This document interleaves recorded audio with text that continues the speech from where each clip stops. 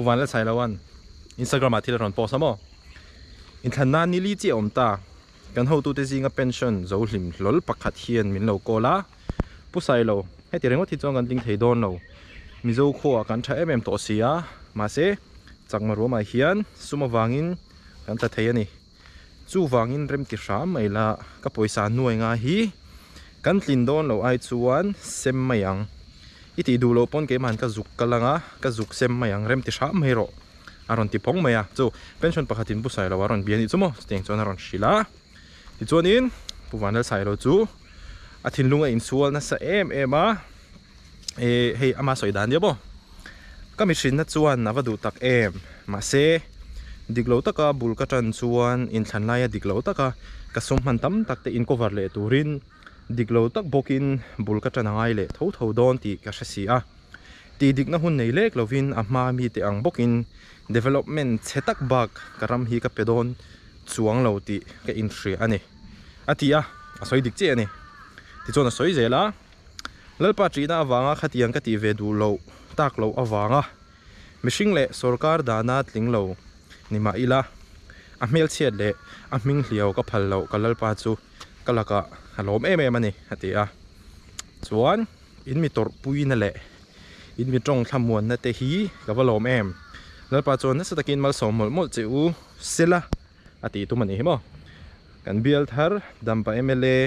pularin tuanga lalpan finale mai na tharawin thom mol sela dampa bial lalpan mal som sela tling zong te lalpan dik na le mangai na in an thin lung thuam mol ro se aron te aron posa hei aron tong chuak ve ta ni chumo ama kan lo ngai dan ang chi kha ama po hianin puwan la sai lo po hianin aron nim nget anti don mi lian khaten zo hanin a chan chu atlin lo na khuwa ang chi ho re po kha atam zo kha chuanin mi zo khopa nga kha chon atling ve kani ama ro chu tlema nam chek nok deu hei midang mi ti sang train aron comment na te po tlema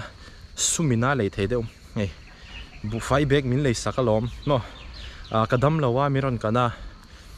poisa min pe alom etc khatiang mai awang hanin khami khanin vote kha lo shil thui khop maya ti chuan puwanal sai lo nu pui pisindi po khana Instagram IG akhani engemani aron soi ve boka astoria etian aron caption amo pasal chami inu pui ni heaven wa mem romantic right khop mai khovel dana chuan lingzo ri lo mai la pathian in remati huna chon itan kong ala hong ve nga yang nia pathian na rem ti hun hi nga ve nga ya mani in du po ni la pathian na rem la ti lo hi chuanin omji hi la nei thui lu tuk lo wa nga po hian na zon na te po hian ni tho morning na zon na te po hian ni tho pathian na rem la ti lo chuanin hei na mu mai te po hi har ve lu tu ka ni chumo ti chuanin puwanal sai lo hian in pisin di hi tiang hian in ashila hei mai theng so hei ti hian ashila puwanal sai lo chon pisin di chumo sarkar thara pian theinan ka zuang lu ta kalome mani ti in min la shil thei hi kalomani chan chu puwanal sai lo hi patling mi ru puitling ania lang na vak po ring lo chan chu anun adang lam pha vak po ring lo tin ma le tin hu han mo like he's a stable man ti khanin an ron soya atha chiang e tiro nakina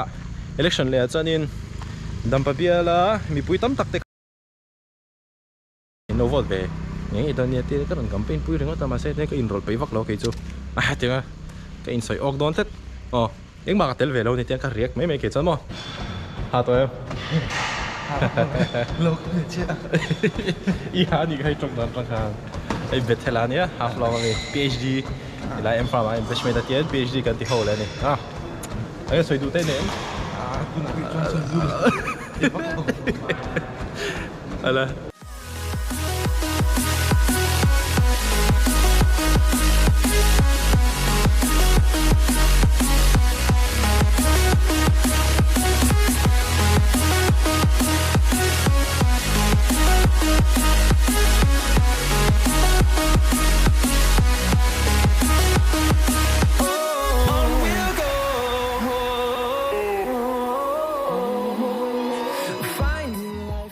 oleh tu dah hanin military press katia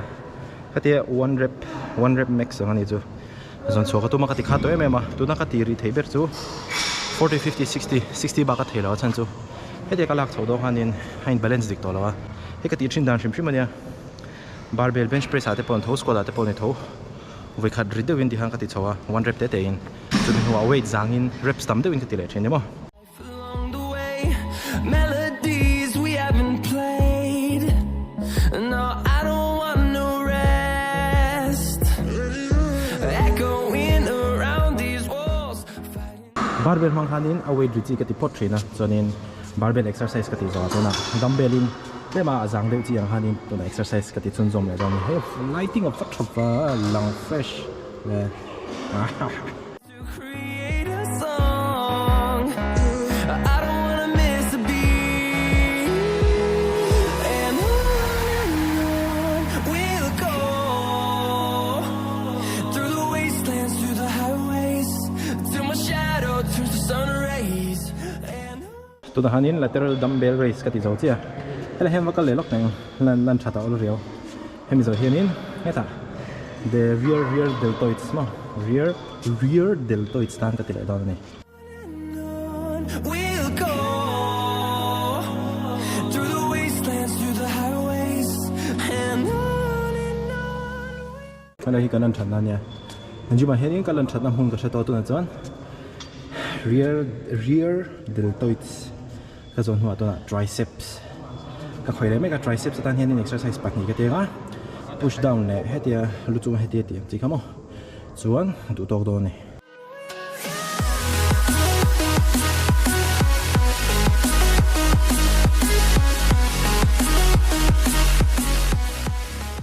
hetia jimatang kan chho chi hel mo sa pak sang department kal kong ania chuan helam pang he kan hostel kal kong ania hela hianin an lo ti vel tuk we say no drugs no alcohol no tobacco ka style an la to ke chani kum sang ni som pasari ta hang ati dei to ani za kum sang ni som ni pathuman ran ti very ngot in la shalo mai thaya tu na hianin fitness challenge ka ti me ka ni voin hi ni som pakwana nia day 1 atang hanin ni tin hian kala workout charger ani khat po kala miss lo ani mo today is day 19 of my winter fitness challenge chan chu Christmas ma in kezing alos ka tum ka ti kha kalos thailo mai thaya a chan chu kamasal hiron in build vezela amaro chu ka weight in cut lo ma se fat kalos ti hi ke point ka in feel ve thaya helai ka mai ti vera pon tlem cheta cha lang ve de to in ka hriamo anuam ve kho mai jing kara workout phe chu a fresha abaka jing kara hen ka workout nge nga yamo a chan chu jing kara ka workout lo chonin tlaila ma hen ka workout man lawa chanin she veren kha i PhD ti research ti chonin nile nga thuak man to chon mo tlaila ma chonin a chau hei taksa hi chawlo ma se CNS kan central nervous system hi a fatigue to chonin hei a harlu du kan hi thil hrim ti hi lekha zir po har chuwa chonin tian jing lama ka workout dei zela ti khanin